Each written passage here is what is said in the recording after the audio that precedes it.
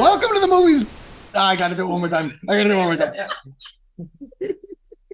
keep just saying welcome to the movies. It's not that word. Welcome to the movies to watch before you die podcast. Welcome to the movies to watch before you die podcast. I'm your guest host, Zach Pollock.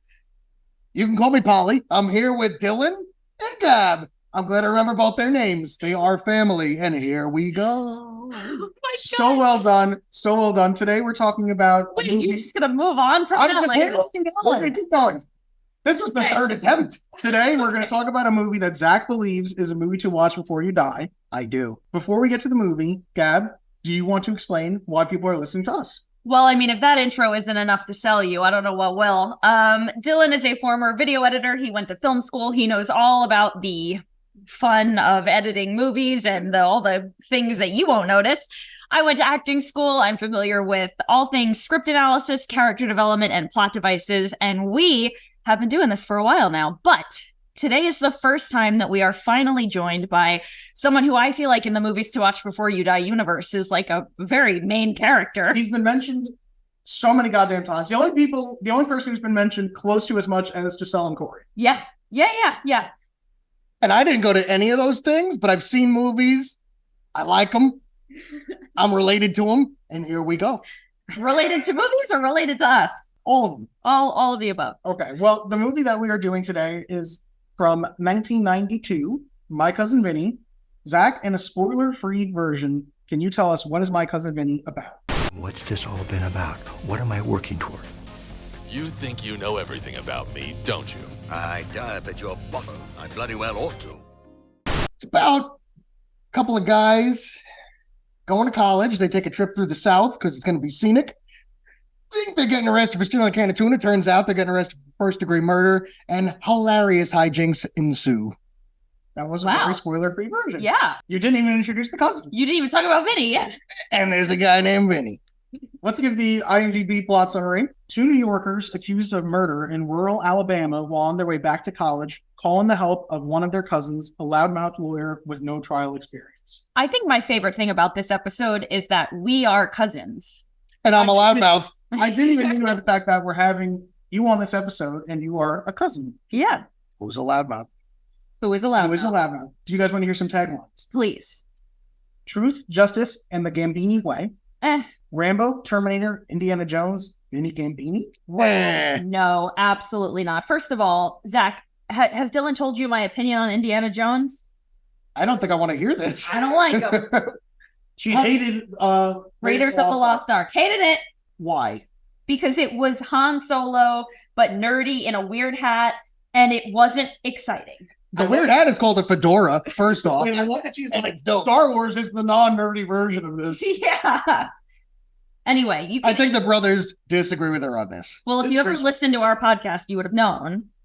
I listen all the time. This is the one that's on the DVD that I have, a comedy of trial and error. I just hate when they're like, this is a comedy, like we know. I think that's a decent one. Wait, am I jumping ahead? What's your overall opinion on it? Because you said I hate when they say this is a comedy. We know. No. I hate when a tagline indicates that it is. Okay, I got you. We know it's a comedy. Gotcha. It's bad when they have to tell you, though, sometimes. Right. Yeah. It's like, oh, I should have been laughing. And the last one, there have been many courtroom dramas that have glorified the great American legal system. This is not one of them. I don't know. I just think all taglines are generally pretty bad. Based on this, and I don't know much about friggin', can I curse? Yeah. Friggin' fucking taglines, that is a bad one. Are there any good taglines? Is there a movie tagline you think of that you're like, that's cool? I just told you I don't know a lot about taglines. Can you off the top of your head spit one to me? In space, no one can hear you scream. Aliens? Alien. That's okay. A long time ago in a galaxy far, far away. Oh, I think that's a good one. All right. You're clearly a Star Wars person established. Yeah. All right. Alien versus Predator, I've said this before on the podcast, is my favorite tagline ever. AVP. No matter who wins, we lose. You're So, Zach, now I want you to go into more spoilers. Before we get into our opinions, just tell me, what is My Cousin Vinny about? What happens in the movie? I just did this. No, give me the spoiler version. The spoiler version? Yes. So at the end of the movie, it turns out they're free to go. Oh, don't do that. Don't do that. Just kidding. Delete that. All right. Wait, what do you want me to do? I just felt like if you were talking to me and I had never seen this movie, but I wanted you to tell me, like, I have a quiz on this movie tomorrow. Give me the spark notes of what happens. I just told you guys, though, before we got on here, I've seen this movie hundreds of thousands of times. I have no life. This is what I do. I watch my cousin Vinny on the weekends, and I could do it line for line. I could do it. I could choreograph it. I could say, I was watching the director's cut earlier. They got the dog to bark in the beginning of the movie at the car with food. It wouldn't bark at first. They had to put food across the street, and they tied it up. Yeah, but I just want to know what happens. I don't want to know how they get the dog to bark. The long and short of it is, You explained to the point that they are being arrested for murder, and then I got you. So originally they go to this Sack of Suds convenience store. They're bickering over some prices of cans. He accidentally puts a can of tuna in his pocket. They're on the road. They get pulled over, and he's like, oh, I guess we're getting pulled over for a can of tuna. The cop pulls a gun on him, and he's like, get the fuck out of the car. And they get out of the car. Accidentally, he confesses to murder. So they go on trial, and they say, we need a lawyer. Do we know any good lawyers? And they say, my cousin Vinny, boom, name of the movie, from Brooklyn. And he comes in from Brooklyn, and he took him 6 times to pass the bar. He's never actually been a murder trial lawyer. And he starts off being the worst friggin' lawyer you've ever seen, and he ends up being great. He gets him off. That's it. That's the movie. I think that was very good. I was worried at first that you were going to give me like Shock. at first when you were going to the Sack of Suds, I was like, whoa. I started that way. Okay. That was great. I thought it was. That was good. It was really good. Yeah, considering how much explanation I needed to give you in the beginning, you did great. At first, you couldn't even get the title of the podcast you're doing for it. It's called movies. Some shit. I don't know. You watch a movie. Let's go to the movies. Watch a movie with Dylan and Gab. That could also be the name. That could be. Now we're going to get to our segment, Opinion Time, where you can give your opinion about parts of the movie. Now, Zach, don't tell us the verdict yet. We just want to know your opinion. It could be your favorite scene. It could be things you like. In this critic's opinion, You know, that's just like your opinion, man. Well, I have a right to my opinion, and my opinion is you have no right to your opinion. Great fucking movie, by the way. If you haven't seen it, go out and get it right now. Now, is there a particular scene in the movie you like? There is. Tell us about it. Oh, got this. Water sipping time. 1 second. Well, you know what? I could talk while you're sipping your Perrier, you fancy boy. If there's one thing you need to know about this podcast, it's that Dylan cuts nothing. He got, this is Absolutely not. Yeah, this will all be in. I insert little transitions, but I cut nothing. Cut it when I finish this bottle. I'm gonna throw it. Oh no. You know what I like in the very beginning of the movie? And they later explain that, like, oh yeah, we were driving from college to do this, yada yada. Yes. But they didn't mean to include that at all. I guess maybe just line-wise it's part of the movie. But the way the movie opens is this montage showing that they are fish out of water in the South and showing in their trunk that they have their college textbooks and stuff. And it's like, oh, I would have known that without you telling me anything else. Actually, it's kind of funny you bring that up. I was watching the director's commentary version earlier today, and I've seen the movie a million times. I've never seen the director's commentary. And he was going into all that they went to NYU and they're transferring colleges. He goes into, instead of filming in Alabama, which the whole movie takes place, they actually filmed it in Georgia because Alabama doesn't have a lot of movie studios in it, and Georgia does. Got tax credits. So I just felt that was interesting. Yeah. I was confused because I saw the NYU stuff and I was like, they went to Alabama. They're clearly from New York. They're taking the scenic route to UCLA. But Interesting. Okay. I think you see bits of both. Do you see anything from UCLA in the car? I'm not sure. They just say it. Yeah, because you're right. You just see NYU. But they don't even need to say it. It's just like they're college kids and they're driving in the South. On a road trip or something. Yeah. It's not important. It tells you enough about them in that like little montage. And one of the key things about making movies is you're supposed to show me, not tell me if you can. Right. I think that does a good job of that. All right. So what's your favorite scene? My favorite scene in the movie. It's such an inconsequential scene. Every time I see it, I die laughing. Stan, when they first go to prison, and Stan says to him, do you know what happens in these places? And he says, yes, Stan, I know. And he says, they're going to bring someone in here. And he says, no, they're not. It's the two of us in this cell. And he says, what about those cots? And Vinny, the lawyer, first goes to meet them in the prison. And he says, there's so much confusion in that scene. It's just such a funny scene. He says, the entire scene is Stanley thinking that Vinny is there as some guy in prison who's coming to assault. Like another inmate. He thinks he says to preface that earlier in the movie, he says, yeah, there's some big guy named Bubba who will protect you. but you got to be a sex slave. And that's what he says word for word in it. And then he says, I asked him where the new guys were and they brought me to you. And the whole scene is a misunderstanding of, he's explaining he's there as his lawyer, but it's misunderstood that he's there to just fuck them. And it's really funny. And it goes on so much further than it should, because he doesn't realize that, Stanley doesn't realize that it's Vinny, their lawyer. So he's saying, I think you should be grateful because he's being their lawyer. I think you should be down on your fucking knees. It's like, oh, I didn't realize it was such an honor to get a pussy from you. Yeah. It's so good. And yeah, he says, it ends with, he says, I didn't come down here just to get jerked off. And he says, no, I'm not jerking you off. No one's doing that. And he talks about, like, I don't want to do this. He goes, listen, it's me or them. You're getting fucked one way or another. And that scene every fucking time. I watched it earlier and it's beautiful. It's a beautiful piece of cinema. It's perfect. A lot of times those scenes, I think, like, go a little bit too far. And, it's funny. We talked about this in Josie and the Pussycats, where Fiona says under her breath, like, well, that's not really what I'm going to do. And the government guy is like, what'd you say? And she's like, I didn't say anything. And then she turns around and goes, yeah, well, that's really what I'm going to do. And it, like, happens 2 or 3 times. And it's silly, but it's kind of like a nod to scenes like what they execute so perfectly in My Cousin Vinny, where it's not like an ode to those kind of goofy misunderstandings. It really genuinely is a misunderstanding that is just executed perfectly. Yes. And you're right. It did go on to, I feel like there's been a lot of movies since that do it justice. They just do. Yeah. I do also feel like, I remember reading that at one point they said a comedy should be an hour and a half. They wanted them to cut this down. And rewatching it. How long is it? 2 hours, like an hour 59 exactly. I never for a second can think that there's any scene that is not moving the plot forward that it's like, yeah, you could cut that with ease. Yeah.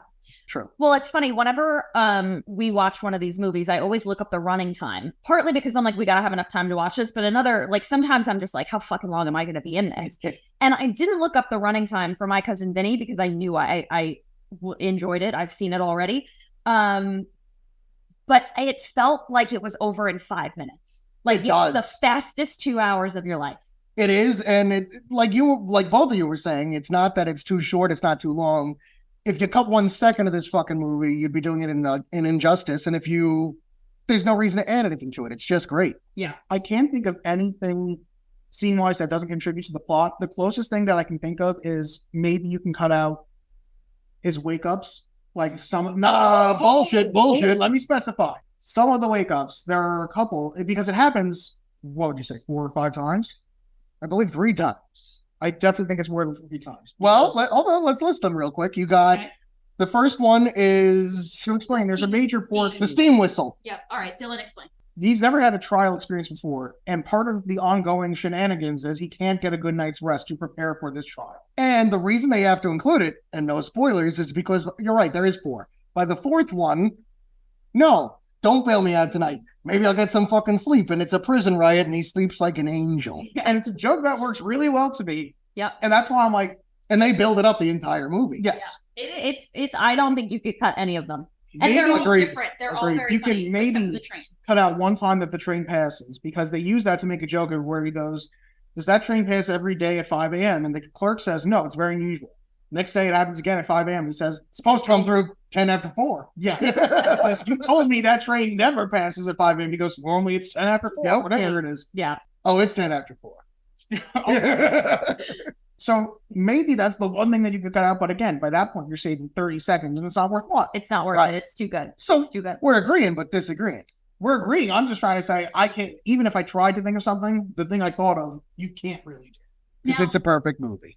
I am really interested to get to some of the reviews. I don't do any research before this, so Dylan can surprise me with all the facts. So I had seen this movie a bunch with you guys, but only like bits and pieces, kind of like if it's on TV or something like that. We've been watching this movie together, all of us, since we're like kids. Yeah, single digits. I mean, yeah. 100%. But the first time I ever watched it all the way through was actually in high school.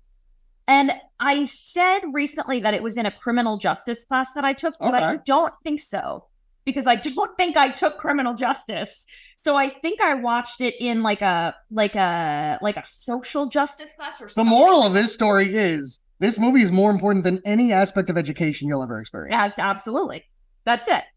But like it's so good that you can show it to a bunch of 18-year-olds, and not only is it digestible and funny and entertaining, but like it kept us engaged. You know what I mean? Like all ages. It's just so good. Agreed. Two things I think of from my, as Gabber put it, less interesting, more movie making of point of view that I think are cool. After the pre-trial, which is probably the worst moment when Vinny he doesn't say, are you talking about arraignment? Notice my brother's never been arrested before. No, not the arraignment, because the arraignment is just the plea.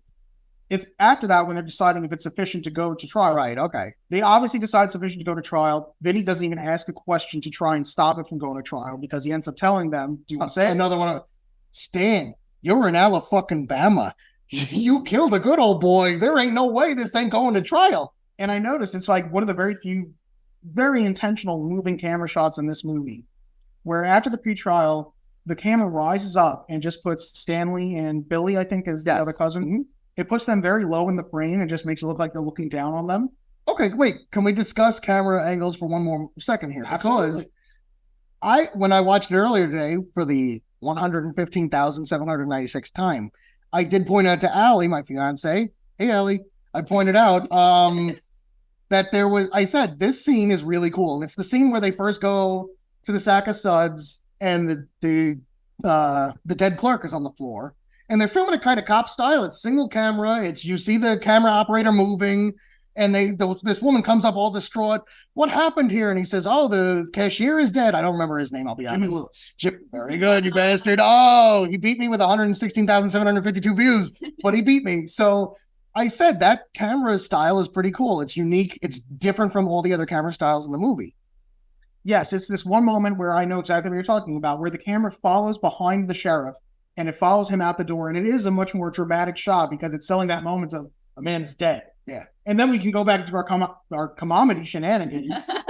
I love a good comedy. Come on. And there's one other thing that I feel like I noticed, and it's more of a screenwriting thing than it is a technical thing. Stanley, at one point, is talking about maybe we should go with the public defender. Maybe we shouldn't go with Vinny.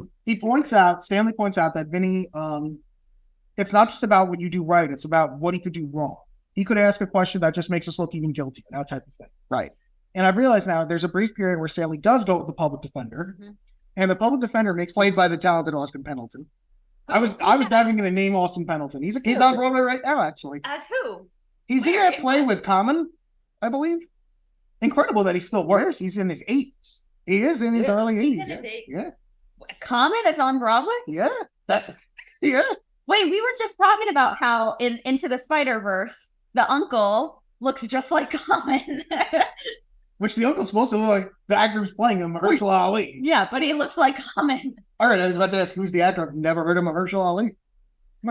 He's too recent for you. He's won an Academy Award, though. Yeah. Really? Yes. You didn't watch House of Cards? Let's talk about So as I was saying about the screenwriting of My Cousin Vinny, he's worried about Vinny making a mistake that makes them look guiltier. And the public defender has a moment with one of the witnesses where he points out, you weren't wearing your glasses that day. And the guy goes, they're reading glasses, which already is bad.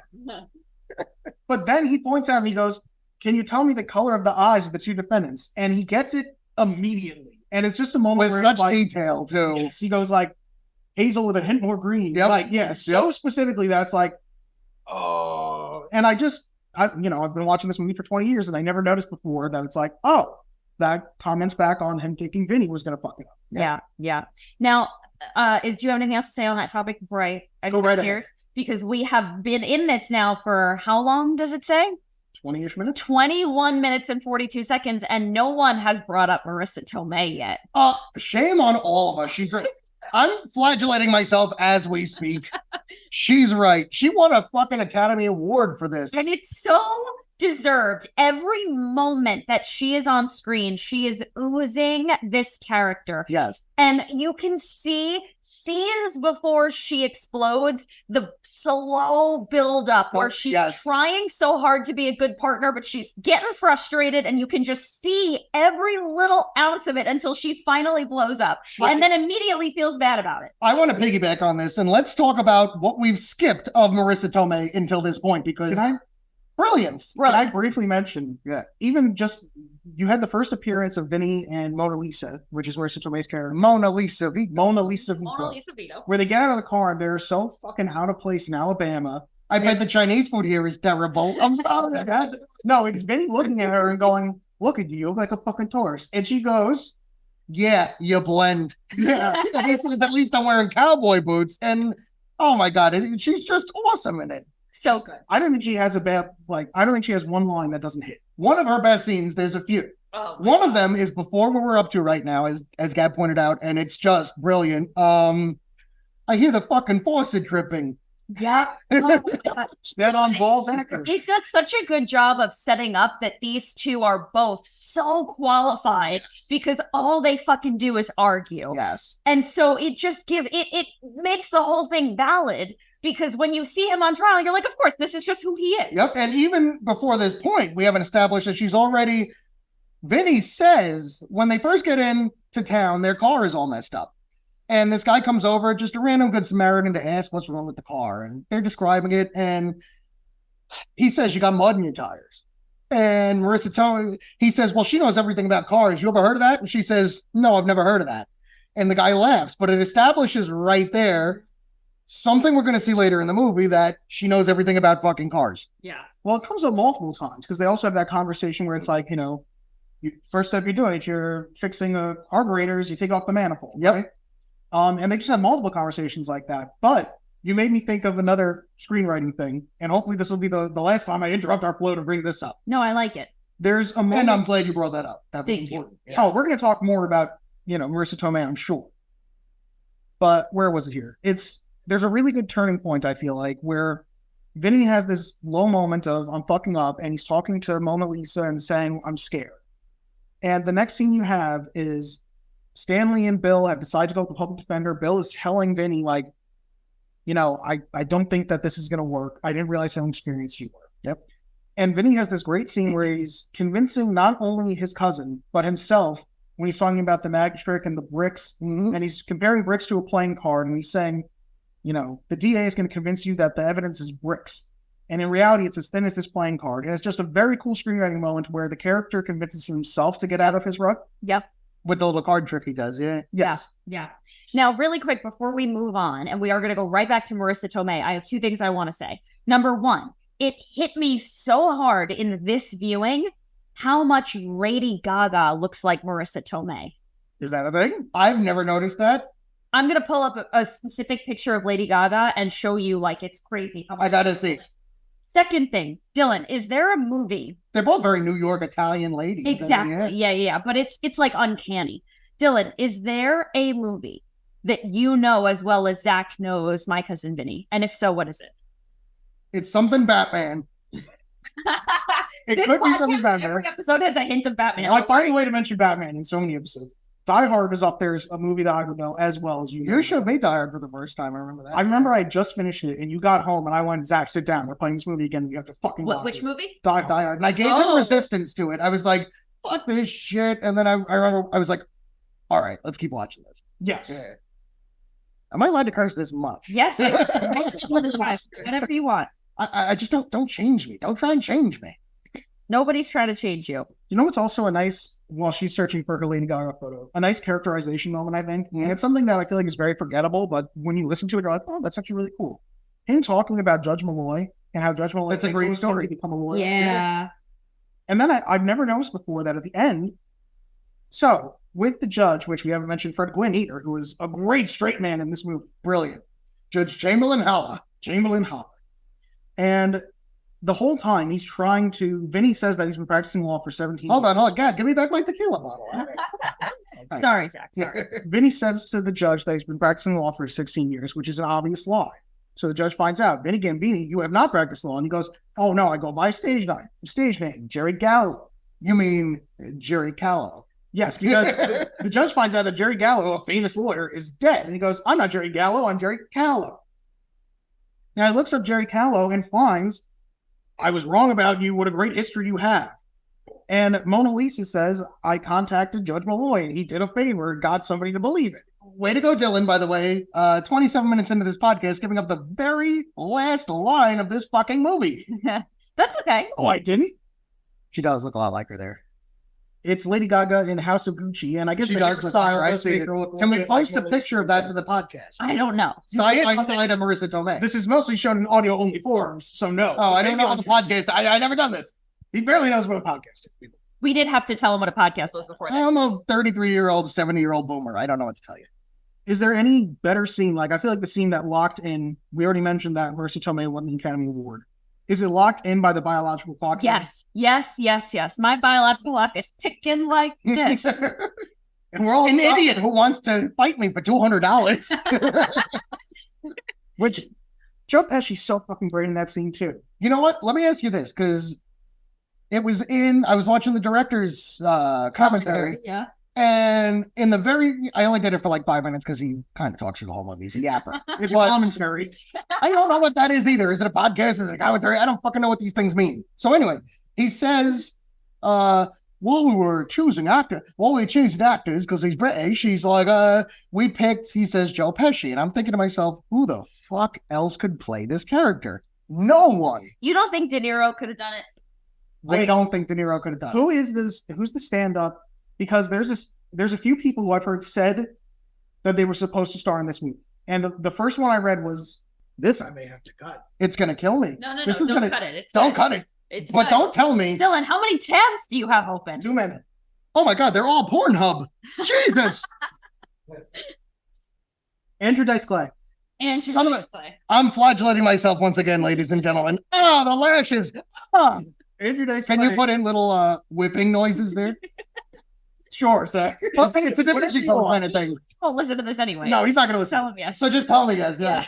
Andrew Dice Clay said that he was originally offered this movie and that he was unable to do it. I could kind of almost see Andrew Dice Clay But doing not it. De Niro? No, I don't know. The Niro. De Niro, I'm talking about money in Spanish. No, De Niro? Money in Espanol. So yeah, De Niro, he was great. Meet the parents, meet the Fockers. He's Analyze this and analyze this, analyze that. He's got a good comedic persona. Yeah. He's no Vinny. There's only Yeah. no one can pull the wool over the eyes of a Gambini. especially this one.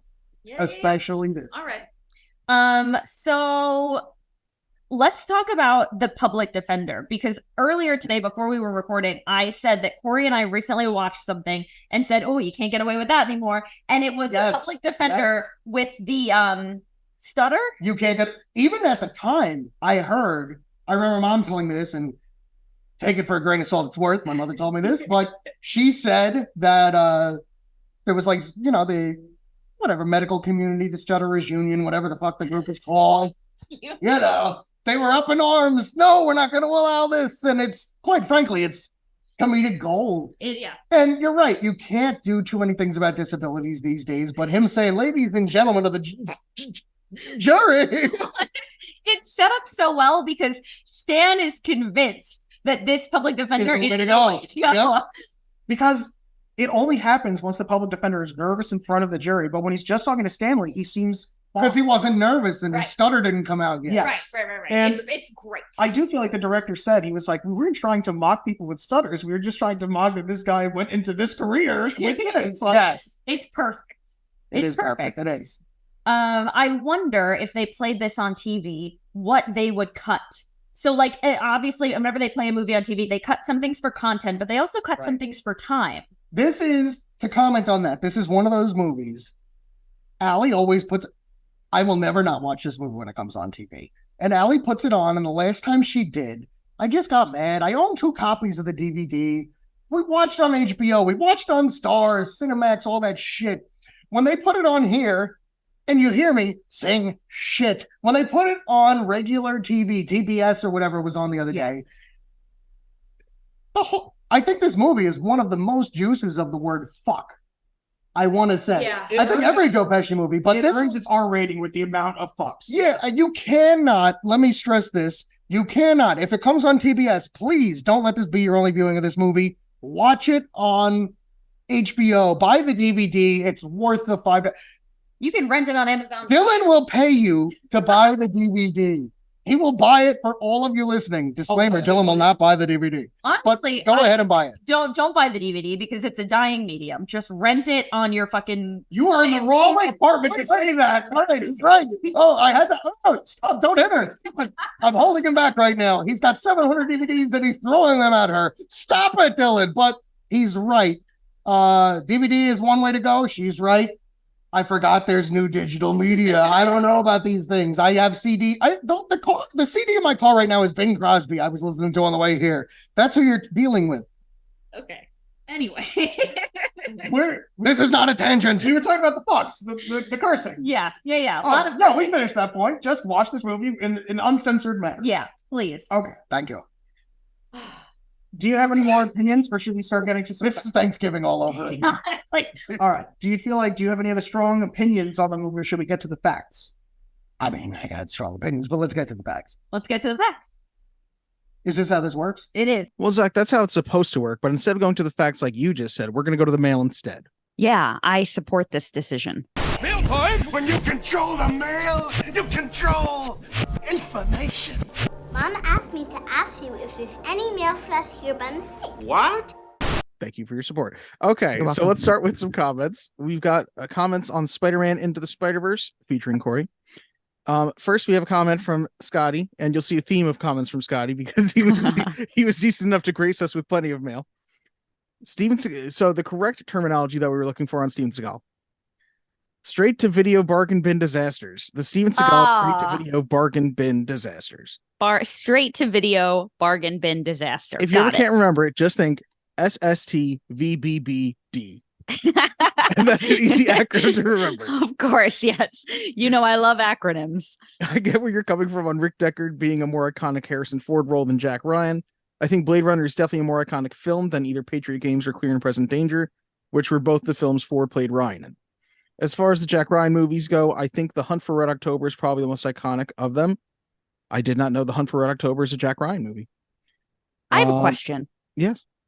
Is Jack Ryan the name of the character or Yes. the name of the Okay, you know what? I don't want you to elaborate on this for me. I'd rather just be ignorant. There's a series of books about a character named Jack Ryan. That's all the elaboration I can really give you. And so these movies, are they like I've heard of Patriot Games and The Hunt for Red October. Are they are they independent, like one-off movies that all happen to have the same lead character? I think you can watch any one of them. I don't think any one of them is a direct. Again, I don't know. I'm kind of talking out my ass right now, but Yeah. I believe that they are not sequels to each other. They're just all They're just all movies involving the Like same James main Bond. character. Yes, perfect example, like a James Bond. Got it. Okay. Although you've seen no okay. James Bonds, have you? No, I have not. But we used to play GoldenEye all the time. I love GoldenEye. That was a great game. I also loved the less loved The World Is Not Enough on N64. And I always remember the first level when you're in this bank, and it was so much fun. You have like a laser watch, and you would laser the guy's shoulder and he would grab his knee, or like you would laser his knee and he'd grab his head. Like it was just the animation wasn't quite right. I vaguely remember this. Oh yes, it was the most advanced technology at the time and is now like terrible. You know what I remember, Dill? I remember always wanting to play N64 because I didn't have N64. You had N64, and my mom wouldn't buy me one because she was like, "Did Zach and Dylan have it? Play it there." So I would always want to play. And there was like this hot minute where the only thing you wanted to play was GameCube. Would you like to defend yourself on this? I have no memory of this because I never even had a GameCube. Yes, you did. No, I didn't. Are you thinking of a Game Boy? No, get Zach on the phone. You had a GameCube. I can guarantee you we did not. I'll text him I right can now, and hopefully by the text end of him this you mail, did. he will respond. Oh my God, now they're going to know he's not here. Now they're going to know the mail section happens at a different time. Shut up, Gab. I'll cut it out. No, I won't. You did have a GameCube. I'm so positive. What other, unless I'm confusing it with a different game system, that was a square. No, the GameCube was a square. It was GameCube. You had one. You had one. I'm texting him now. Okay. So we're going to move on from that, but we'll come back to it. Thank So you. we know what Jack Ryan is now. Pending. Yeah. Did I have a GameCube? I did not. Yeah. You did. And for like a second, it was the only thing you ever wanted to play, and none of the games were good, and it was stupid. I never owned a GameCube, so the only game I remember being good on the GameCube is Super Smash Brothers Melee. You had a GameCube. Is there a possibility that you borrowed it from? No, you wouldn't have borrowed a gaming system from somebody. You had a GameCube. It was in the playroom. Game system. No, I just feel like we had PS2, we had Dreamcast, we had N64. No, it wouldn't have been Dreamcast. Dreamcast That also wasn't only had it had no noteworthy games on it. I had 2 games that we loved, but I can't remember much about it. Was that in the playroom or in the living room? They were all in the playroom. The one in the living room are you talking about Super Nintendo? No, but that's what I thought was in there. Well, Super Nintendo kicks ass. Yeah, I know. Continuing on what Scotty said, which I don't know how we got here. It's also the most iconic of Jack Ryan novels. However, when it's come to later Jack Ryan adaptations, the actors in question, like Chris Pine, John Krasinski, and Ben Affleck, have tried to emulate how Ford played Ryan as opposed to Alec Baldwin. In fact, I thought John Krasinski played this guy. All right. He plays Jack Ryan on, there's an Amazon Prime TV show? Yeah. This feels like it's more popular. It's culturally relevant, just not to us. Yeah. All right. Finish up with this Jack Ryan stuff. For people who love Steven Seagal straight to video bargain bin disasters, it's got to be up there. Yeah. SSBB. SSTVBBD. Right. In fact, Krasinski explicitly stated that he wanted to invoke how Harrison Ford played Ryan when doing the Prime series about Jack Ryan. It shows the staple that Ford had on Jack Ryan as opposed to the other actors that played the character. So that's where I was coming from. Okay. I shall now move on to the next Scotty comment. Thank you. This one comes with the time code 3328. When I believe this is when we were talking about the art styling of Into the Spider-Verse, the dots. Yes. I think you might be referring to the Ben Day process, which is a comic book dot method of printing and photo engraving areas of gray and various colors using fine patterns of ink on the paper used for printing comics. The process was named after Benjamin Henry Day Jr., who was a newspaper artist who invented the method for shading images to capture shadows in images. Day also provided some of the illustrations in Mark Twain's books, including Time Abroad, which has 20 illustrations from Day. Wow. Thank you for fulfilling your Jamie duties. For a second, I turned into Okay, last comment. Scotty Cameron at 3432. Was that another invitation to come on the show? I time coded it this time to avoid another comment / Trevor situation this time. I don't think it was. God damn it, Scotty, we don't remember. I'm so sorry. But yes, we are going to have, we have actually have to have, I was thinking about this today. We have to have Scotty on to talk about whatever. And we have to have Scott and Durante on. Source code or Bumblebee? Why do I feel like you're talking about Bumblebee? He might have talked about Bumblebee. Source code, he can Bumblebee. Come on and talk about whatever he wants. He can. He's earned it. Yeah. And I think Scott and Durante wants to come on. I think we briefly talked about Smokey and the Bandit, but I low-key hate that movie. Have you seen it? Yeah. Oh, I I've never have. seen it. Oh my God. It is campy and long. But I digress. But he can also come on and talk about whatever he wants. Okay. Well, we have to have both Scotts on at some point. Yes, we will. Continuing on Scotty's comment. I love joking about old episodes. Scotty knows the lore of this podcast better than we do. He really does. True. He does. Every time we finish recording, I'm like, and that will now exit my brain fully. Like it's just gone forever into the cloud. Yeah. Outside of the Ben Day dots, the various animation techniques in Into the Spider-Verse is above my pay grade. Just kidding. That will take a bit more research and digging to learn them. Maybe I can find a used copy of it on DVD at Vintage Stock so I can watch the behind-the-scenes stuff. Since Aquaman and Jack Reacher were mentioned in the episode, I just want to say Alan Richardson played Aquaman in Smallville, and Richardson was a failed American Idol contestant. Which I did not know that. Also, since Corey confused Jack Reacher for Jack Ryan, I'll add that Liev Schreiber was John Clark in The Sum of All Fears, where Batman actor Ben Affleck plays Jack Ryan. Oh, how many Jack Ryans have there been? I guess 5. Wow. But I believe that's our Batman connection for the episode. So yeah, check that off the list. Got that one out of the way. Okay. So now we can go over to our emails. First, we have an email from, I don't know if I can say his full name. I'm not going to say his full name. We have an email from Marcos. One of many catch-up messages. Sorry in advance.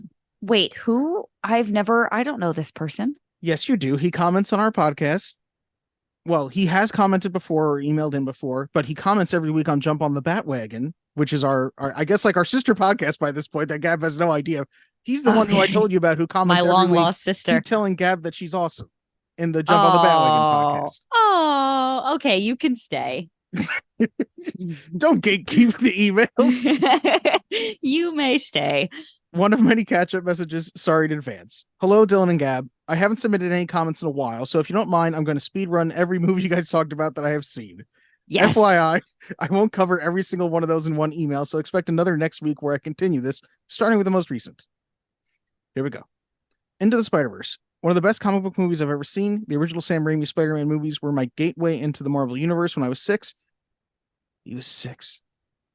Okay, he's not that much younger than us. When I was 6, and I've been a fan ever since, with old Webhead as not just my favorite superhero, but one of my favorite fictional characters of all time.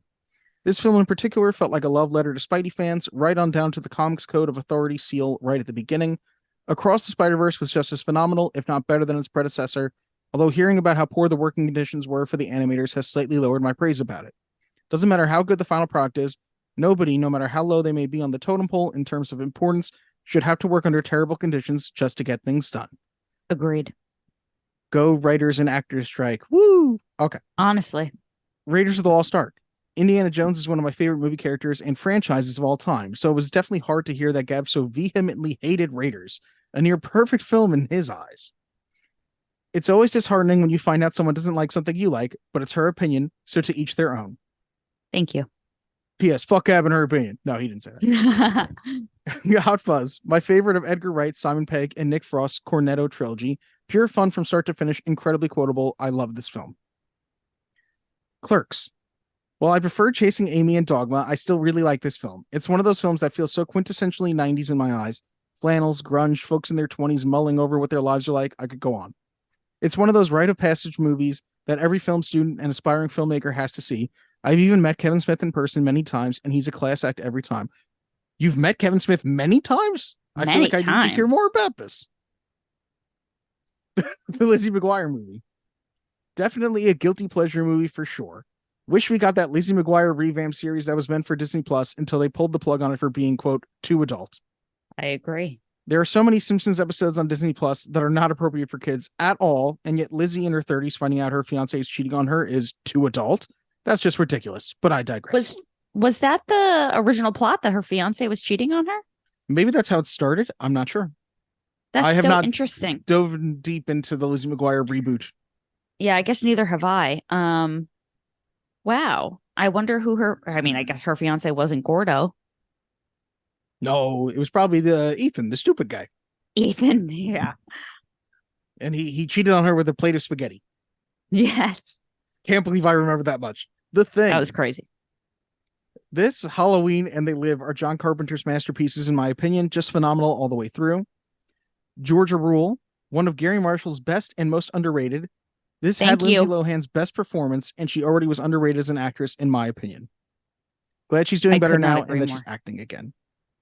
Yes. Yes. Yes. I think Marcos is the first person that I've ever heard who even remembered that this movie existed. It's a good movie. Don't hit me with fish. I watched Scream 6 recently, and Dermot Mulroney is in it, and all I could think is "Don't hit me with fish." I'm I can't take you seriously right now, man. It's iconic. Iconic. Also, Lindsay was so good in that movie. Also, Jane Fonda is a gem. Also, maybe they came out on the same day, but I still in my brain can mix this up with A Prairie Home Companion, which was just the other random trailer that I slotted in. Insane, because whatever. Anyway, go ahead. I have no memory of that movie, but okay. And finally, for this week at least, The Emperor's New Groove.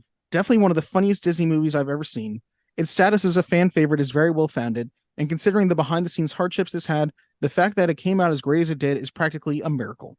Fun fact, the director and writer of the film, Mark Dindal and David Goodman, are working together again on the new upcoming Garfield animated film that stars Chris Pratt in the title role. As an unironic Garfield fan, hearing that they're the creative team behind this one made me cautiously optimistic about it. Here's hoping it's more on par with Groove and not like their other collaboration, Chicken Little. Ugh. You ever see Chicken Little? Maybe a very long time ago. I did not. Anywho, this email is long enough. I'll remember to send another catch-up message next week. Until then, Dylan, always tell Gab that she rules because she does, and I'll catch you on the Batwagon. Your pal, Mark. That's so kind. I didn't know anybody thought I ruled. He puts that every week. That's so sweet. On a podcast you'll never listen to. Never. Sorry, everybody. It's nothing personal. I think I'm going to be on that podcast next week, so that there's a sneak preview for the 3 people who listen to this that also listen to that. Exciting. We got 2 more emails to get through. First, we got an email from Scotty Cameron. Into the Rentverse. I mean Spider-Verse. Hey, Dylan and Gab, a wonderful show as always. Glad the 3 of you were able to agree that Into the Spider-Verse is a movie to watch before you die, especially since I used the Family Guy and insist on itself bit already, and I don't know what I would have done if Gab had not considered a movie to watch before you die. The Principal Skinner meme? No, it's Dylan and Corey who are wrong bit? The film is wonderful, and it is a celebration of all things Spider-Man. The voice cast is phenomenal, from Captain Kirk as the Ultimate Spider-Man to Ghost Rider as the Noir Spider-Man. Uncle Aaron's death will go down as one of the saddest moments in animation, right up there with the death of Optimus Prime in Transformers, the movie. And Superman realizing his son isn't real from the JLU episode For the Man Who Has Everything. I just love how the movie mainstreamed Miles Morales as Spider-Man. I did like the conversation about the importance of representation. It is important to have women and minority heroes in film and television. It's something I never really thought about until more recently because, let's face it, I am a cisgender straight white man. One thing that Gab and Corey touched on that I found fascinating was the discussion on the importance of that representation in the leading role, particularly Gab talking about how much Rey meant to her seeing a woman Jedi in Force Awakens. Because there were Jedi women in the prequels, like Shakti and Ayla Secura, but those characters were sidelined and killed off, another reason the prequels suck. Meanwhile, Rey was the main character in the sequel trilogy and saved the day in the end, making her more significant than a character like Shakti. I think that's the name. Yeah. Definitely more significant. Yeah. If I must say Star Trek was ahead of the curve on this, yes, I'm bringing Star Trek into this. Star Trek, the original series, was the first TV show to feature an interracial kiss on TV, which established the revolutionary nature of Star Trek. However, the first... Did you not know that? I had no idea. Yes, I did know that. Oh, I feel bad. Nichelle Nichols and William Shatner. William Shatner, dead? No. Oh, I think I asked you that. 93? What? He went into space like a year or 2 ago on like the Jeff Bezos rocket. Interesting.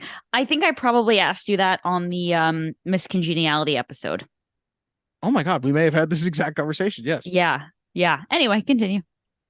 However, the first 2 Star Trek captains were white men, Captain Kirk of the original series and Captain Picard of The Next Generation. That changed in 1993 when Star Trek Deep Space Nine hit TV screens, introducing audiences and fans to Captain Sisko, who talked about the thong song, of course. Right. Love it. Dumps like a truck. Captain Sisko, the first black Star Trek captain to have his own show. God damn it. I'm like, is it him? No. This showed many African-American viewers that they too could be Starfleet captains. Then in 1995, Star Trek Voyager hit, introducing Captain Janeway, who'd serve as the first Starfleet captain who is a woman and showed girls and women that they too could command Federation starships just like the men. Yes, Dylan, I'm this podcast answer to Mike from Red Letter Media. Last few things. 2018 was a bit of a bummer for Spider-Man fans because that's when both creators died, with Ditko dying in June and Stan Lee dying in November. Steve Ditko was the artist behind Spider-Man and came up with the iconic character design of the iconic origin story behind Spider-Man, and it was Steve Ditko's idea to have Spider-Man deal with real-world problems like bullying, while Lee contributed to the dialogue of the comic and was the showman who bolstered the character.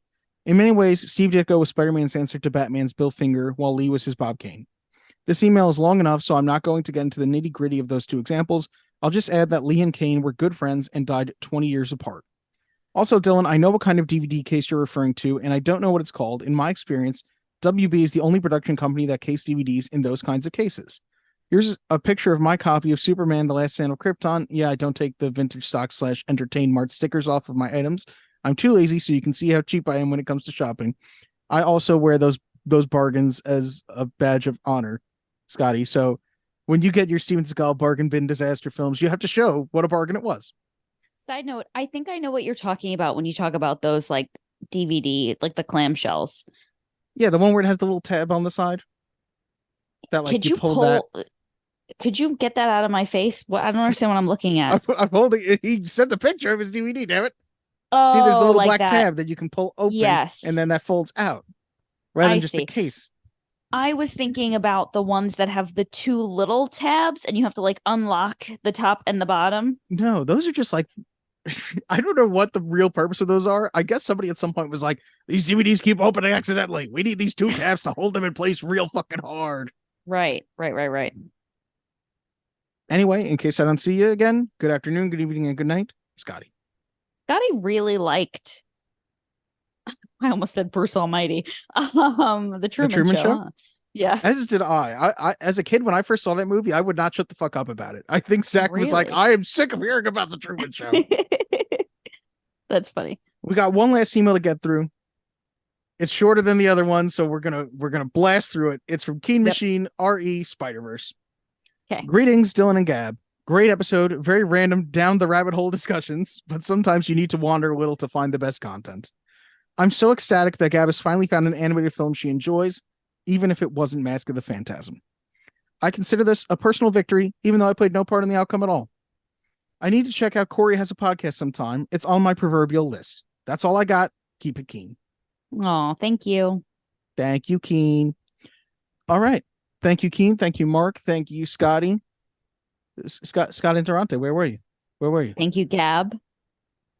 No, you don't get thanked. Thank you, Gab.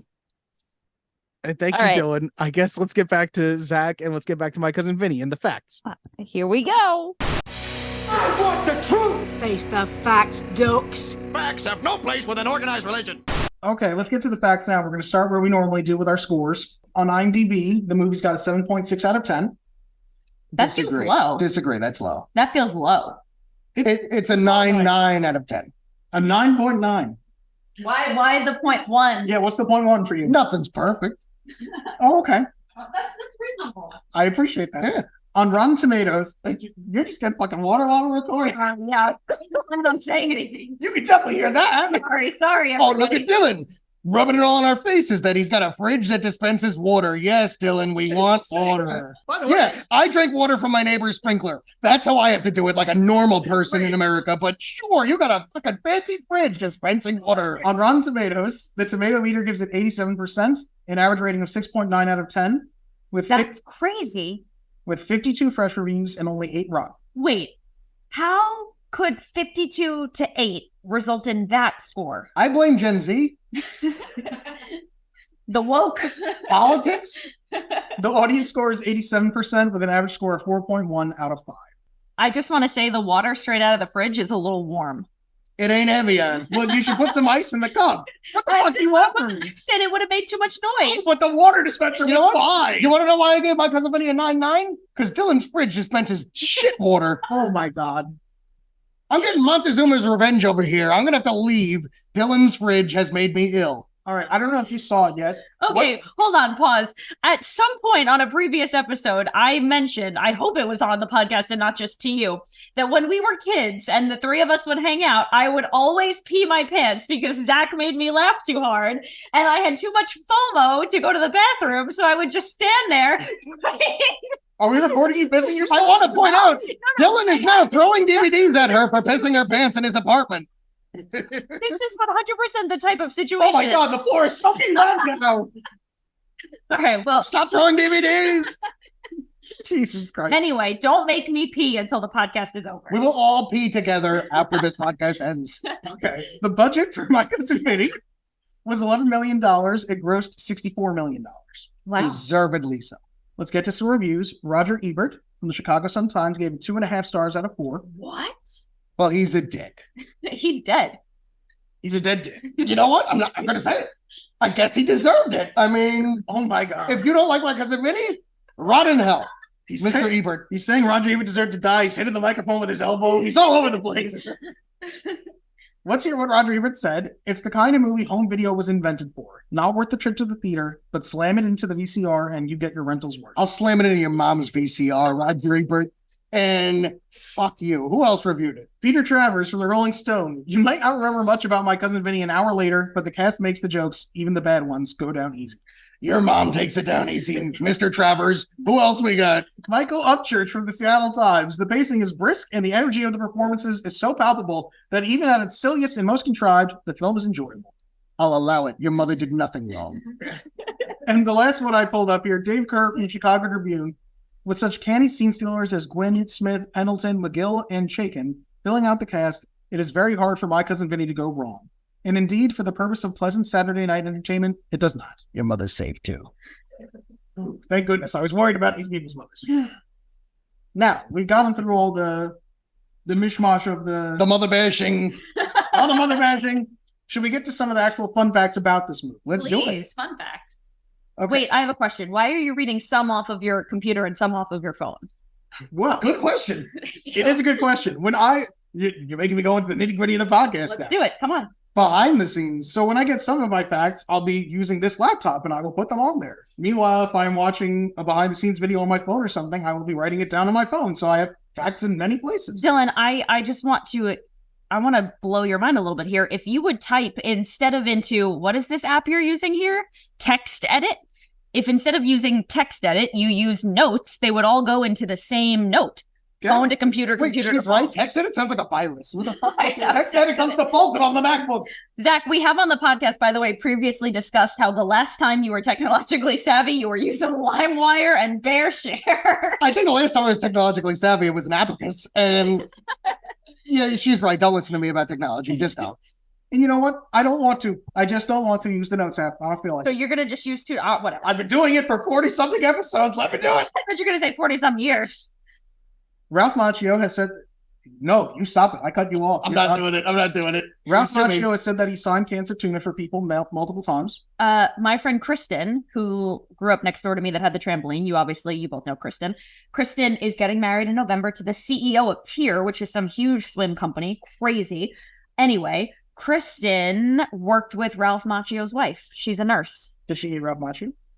I think so, yeah. And as long as she's not listening to this podcast, had a big crush on Kristen actually back in the day. Oh, that's shocking to no one, and no, she will not listen to this. Okay. Moving on, Ralph Macchio also calls it one of his most difficult acting exercises to have to say, I shot the clerk, as both a statement and a question. Oh, yeah. You know what? That's a great fact. And when you rewatch it, watch it 3 times, watch it 4 times. On the 5th time, you're going to be like, whoa, wait a minute. Wait, what do you mean? That's what he says after the scene. I shot the He does say, whoa, wait a minute. Oh, yeah. It is a really cool moment, and I did dissect it very carefully, and like it is both a question and a statement. Like, yeah. And then he said, Great. I shot the clerk. Macchio also calls it a late for dinner movie because if My Cousin Vinny is on, you're going to drop what you're doing and watch it. 100,000%. I think you already said that earlier. I did say that earlier. Yeah.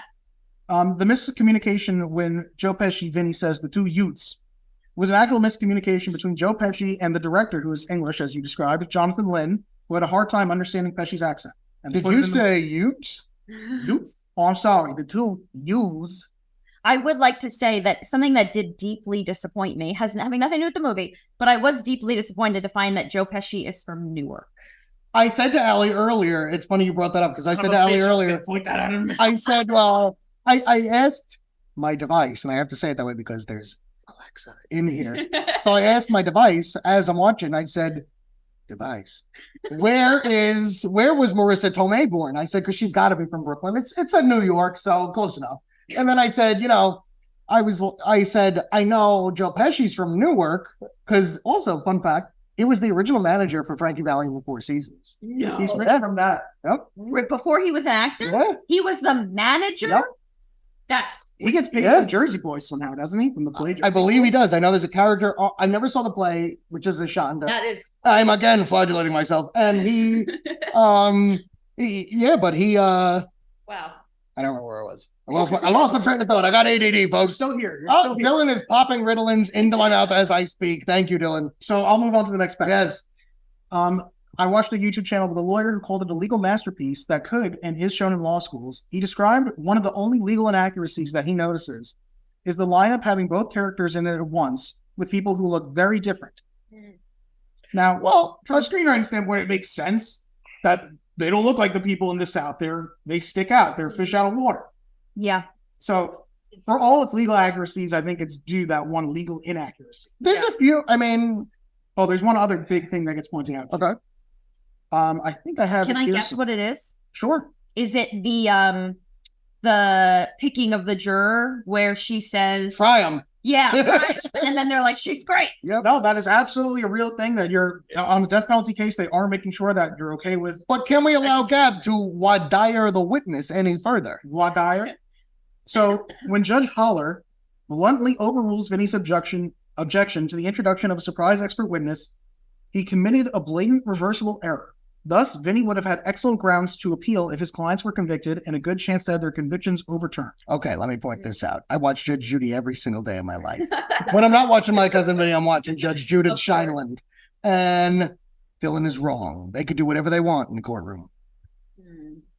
You know, that small claims court, like, I'm sure it's different than death penalty cases. If it's on TV, it's got to be true, Dylan. You know, I had a children's book written by Judge Judy. Yes, I had it too. Yes, he had it too, yeah. Dog bought it for all of us. Yeah. Well, I guess that's how we go. Yeah.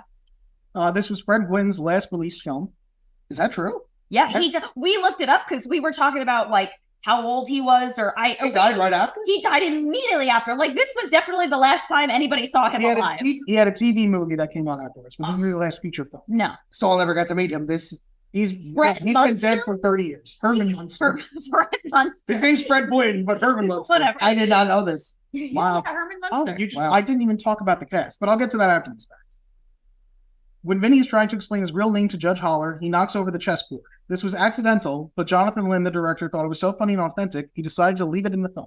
It was a good decision. Yeah. The American Bar Association's publication, the ABA Journal, ranked the film number 3 on its list of the 25 greatest legal movies. It's number 1. I'm sure it's like... They can't handle the truth.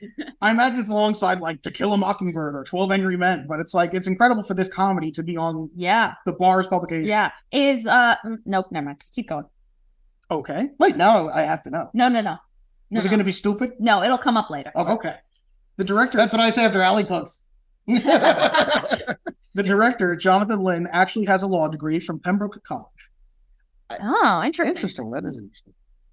Austin Pendleton, who, as Zach already pointed out, played the public defender, was a real-life stutterer and originally turned down the part of the stuttering John Gibbons, but he did it as a favor to his friend, the director, Jonathan Lynn.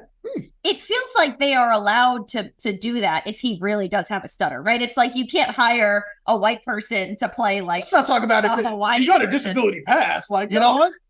Jesus Christ.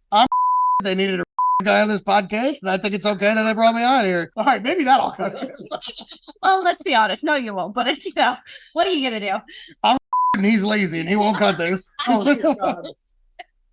According to Pendleton, he had trouble finding work in film for years because he became typecast as a stutterer. But at 82 years old, Pendleton still works today. He's doing a Broadway show right now. Side note, Zach, you need to hear the episode where we talk about Woody Allen if you want to hear things that Dylan isn't too lazy to cut. I have heard bits of it. That is the most controversial episode of the, I'm reading it off a card here, Movies to Watch Before You Die podcast. Dear God. Apparently, the Indiana Jones episode is the most controversial. It is? Apparently, because everyone gets really fucking upset when I talk about how I didn't like it. Oh, no, it's the one you're the most wrong on. That doesn't make it the most controversial. As I look out the window, there are people, villagers of Copeg, holding pitchforks and flames outside the window right now, waiting for Cab to go downstairs. Villagers hold torches, Zach. They don't directly hold the flame in their hands. Their hands. It's not Scorpion from Mortal Kombat. I am bringing them Coppertone as we speak. I will be right back. According to the director, Jonathan Lynn, the eastern screech owl in the scene in the woods was a real owl that had a little prior training so it wouldn't be scared away by the gunfire. Some of these facts might be too much, Dylan. This is one of them. The crew got it to open its mouth by giving pieces of beef and artificially induced pieces of beef? Pieces of beef! The owl's reaction to Vinny shooting the gun was authentic and needed only one take. The director states on the commentary that Zach didn't finish, "We got amazingly lucky with that screech owl." Wait, you finished it? No, I read about it, goddammit. Even he couldn't get through the director's commentary. I think the scene of him coming outside with the big shoes and the shorts and the t-shirt is the most visually hilarious that he is in the whole movie. His best outfit. Okay, I disagree, but right after when he falls on the suit. Yes. That's funny, yes. And the knocking the guy out. The bellhop tuxedo that he And what about knocking the guy out over the $200? That's not an outfit, No, I'm talking about his outfits. Oh. It's like the funniest wardrobe that he has. You can't hold flames, and knocking people out is not enough. Well, if you've never seen it, he is dressed as Ronald McDonald when he knocks that guy out, and it's pretty funny. Check it out. The director also mentions on the DVD commentary that Joe Pesci ad-libbed only Mrs. Riley. One of the best lines in the movie. He ad-libbed. Now, Mrs. Riley. And only Mrs. Riley. That's So right. good. Yeah, yeah. The Pollock brothers always finish each other's sentences. Joe Pesci won his Academy Award for Goodfellas while making the film and brought the award to the set to show the cast and crew. I heard, and I don't know if this is true, but I heard that in the same, I think it was a year or 2 year period, Joe Pesci did My Cousin Vinny, Goodfellas, and Home Alone. Yeah, I mean, that. I got nothing. Yeah. You know what? If we're not fact checking, it's 100% true. This is the facts. Enjoy it. During his recess, when Vinny and Lisa are in the restaurant discussing Lisa's photos, in the background you can see a mint green convertible with a white roof drive by, Which could never be confused with the Corvette. Which, by the way, since I just mentioned that fact, they so often in this movie talk about a mint green convertible with a white top. I believe you mean metallic mint green. Whatever. They never have the top up. So none of the witnesses would have said it had a white top. Well, you can see when as somebody who owned a convertible, a soft top convertible, when the top is down, you can still see what color it is because it's kind of all smushed in the back. They didn't start going into the back until well after mine. Here comes God pointing out why it's a 99.9% great movie. Yeah. That's why I got the 9.9 on Zach's IMDb. Right. Oh, 9.9. That's it. Yeah. We're at a 10. 99.9 over 10, actually. All right, Zach, I'm going to trivia you here. Joe Pesci reprised this character for the 1998 album. My Cousin Vinny sings. Oh, my God. I'm going to stop you because you're botching it. Vincent LaGuardia Gambini sings Just For You. Wait, they actually put that out? He put that album that was out. a It thing. exists. Why? I should have looked that up. That sounds like in Into the Spider-Verse when Spider-Man has like a Christmas album. Yeah, so like non-denominational Christmas songs. Yeah. Silent Night, you're welcome. Ironically, Fred Gwynn is a native New Yorker, while as we mentioned, Joe Pesci is from Newark. Wow. Honestly, do you remember, and maybe this was just my parents, but I don't know if your parents were on too. When I was a kid, my parents always taught me not to be afraid of monsters. I was always like afraid there was a monster in my closet because all the monsters were in New Jersey. I was thinking about that the other day when Grandpa Joe said that, which worked out really well until our Aunt Melody moved to New Jersey. Right. Yes, and where we would go to like, visit them, or we would go to Uncle and Aunt Carol. We had to go through New Jersey. Yeah, like that was horrifying. But yes, so you were also told that all the monsters lived in New Jersey. Monster City. I do not remember that. Yes, that was like a thing in our family. You know what? Have you guys been to Jersey recently? Yeah, all They're fucking monsters. Yeah, it's true. Jersey is our biggest demographic, you fools. No. Real inmates and guards were used in the prison sequences, and this was filmed at Lee Arundel Correctional Facility in Georgia. Interesting. That is all the facts I have. I am just going to mention, because I did not credit them, the movie was directed by Jonathan Lynn, who also directed The Distinguished Gentleman, The Whole Nine Yards, and Clue. I love Clue. The movie was written by Dale Launer, who also wrote Dirty Round the Scoundrels, Love Potion Number 9, and Ruthless People. I love Ruthless People. I love that too. That's on my list of like Danny DeVito. Going to do. Yep. I've never seen it. The movie stars Joe Pesci, who you probably know from many of the movies we've mentioned. We didn't mention Lethal Weapon 2 through 4. He's in those. All right. Marissa Tomei as Mona Lisa Vito, who you probably know as Aunt May in the MCU, but you also know her from The Wrestler or Anger Management or something else. I forgot about The Wrestler. Isn't she in My Big Fat Greek Wedding? No. Oh, fuck me then. All right. All right, moving on from Gab's wrongness. Fred Gwynn plays the Judge Holler Chamberlain, who you may know as Herman Munster from The Munsters, Frank or Munster. as Judd from Pet Seminary. Pet Seminary? That's an honor type. Pet Cemetery. Pet Seminary, where all the pets become priests and nuns. Text edit autocorrected and botched it. See, notes wouldn't have done that. Which doesn't, I know seminary is a very innocent word. Doesn't it sound dirty? Yeah, it does. This is where all the semen goes. It's not Pet in Seminary. I've been kissing these pets way too long. Oh my God. And he was also You can cut that. That you can cut. that we're leaving. What's the leading about how I don't have sex with animals? Fred Gwynn was also the star in Car 54, Where Are You?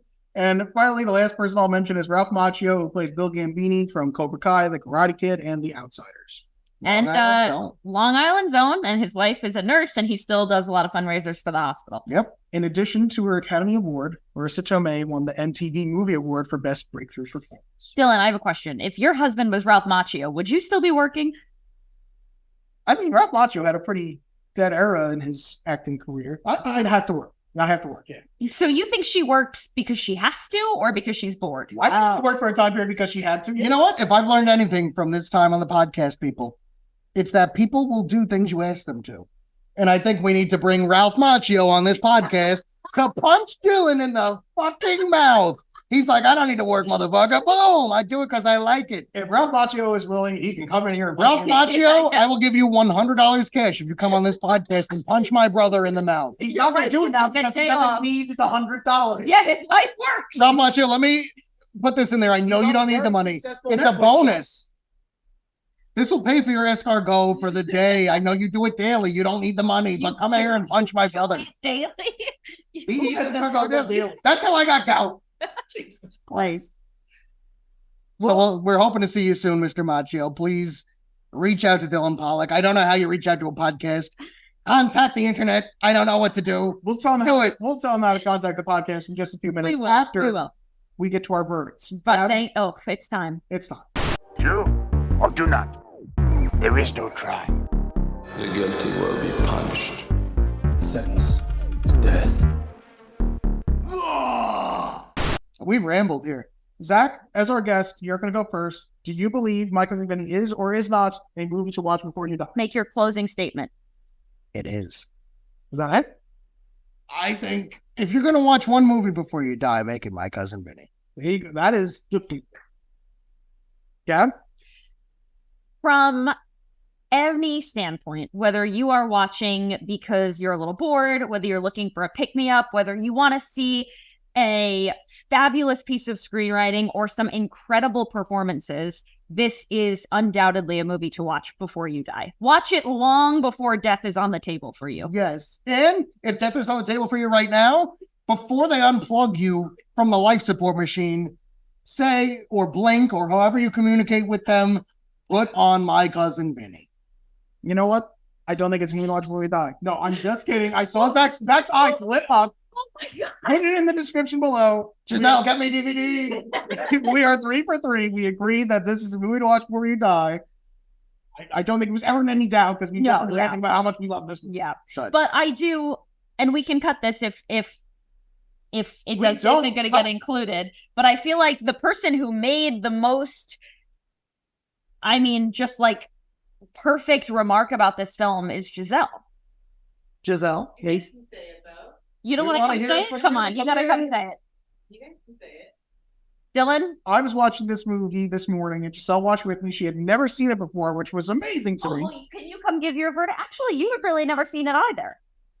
I think we need to. I do want to point out, Giselle almost refused to watch it, and there are divorce papers on this table as we're speaking. Luckily, they're not going to be needed right here today. Thank God.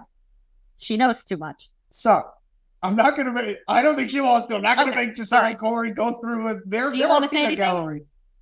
It's definitely a movie. Okay, so they agree. They both agreed, perhaps under some duress, but Giselle at one point said, there's a moment where I could tell that the movie clicked for her as she said, it's Legally Blonde for Italians. And that it is. I believe that is our closing statement. That's our closing statement. It's Legally Blonde for Italians. Zach, thank you for doing this with us. It's long overdue. Thank you for having me. Zach, thank you for being you. The both of you are in my top 5 favorite people of all time. We are people to watch before you die. Well, I'm now terrified of that because of that. Gab, do you want to explain where people can find the podcast or how they can contact us? So yes, explain to me because I have no idea what a podcast is. You're going to learn something today. If you want to reach out to us and tell us what you thought about My Cousin Vinny, any funny stories about your own cousins. If you want to send nudes to me, Zach, you could send them to them somehow through the internet. Oh, God. Zach, typically I ask for Venmos. I prefer money over news. Send me money and naked pictures. No. Send me money. Do not send me any naked pictures. All right, send her the money. Give me the nudes. There we go. Thank you. You can reach out to us via email at movies-to-watch-before-you-die@gmail.com, or you can send us a voice note at anchor.fm/movies-to-watch. That's also where to send the nudes. The voice note news. Make them sexy voices. You can Venmo me on the Venmo app. If your voices are sexy enough, we may play them on the podcast. I don't know. Maybe they could send nudes through Venmo. I think that's called OnlyFans. All right, contact my OnlyFans at ZachIsSexy69 at OnlyFans.com. Zach just invented OnlyFans. He's a little late. You know, I don't know anything about the internet. I know what OnlyFans are. All right. Oh, I need to wrap this up. Now I that think Zach so. has gone over his OnlyFans, thank you for listening. Thank you for being here. Donate to my OnlyFans. Donate to Zach's OnlyFans. I feel like you would be the person sending the money, not the person getting the money, but that's just me. Oh, I pay them for me to send them the nudes. I thought that's how it worked. No. If somebody is sending you money on OnlyFans, then you're sending them nudes. Wait, people are making money on OnlyFans? I'm doing it wrong. Whatever. Enjoy the podcast. I'll pay you for my nudes. Whatever you want. Dylan, do you know what we're doing next week? I don't even know what we're doing right Okay, now. all right. Thanks. I gotta pee. What's wrong with you? I don't want to do this. But I understand, but, what are your alternatives? My alternatives? Yeah. To what, to you? I don't know. Suicide, death? Look, it's either me or them. You're getting fucked one way or the other.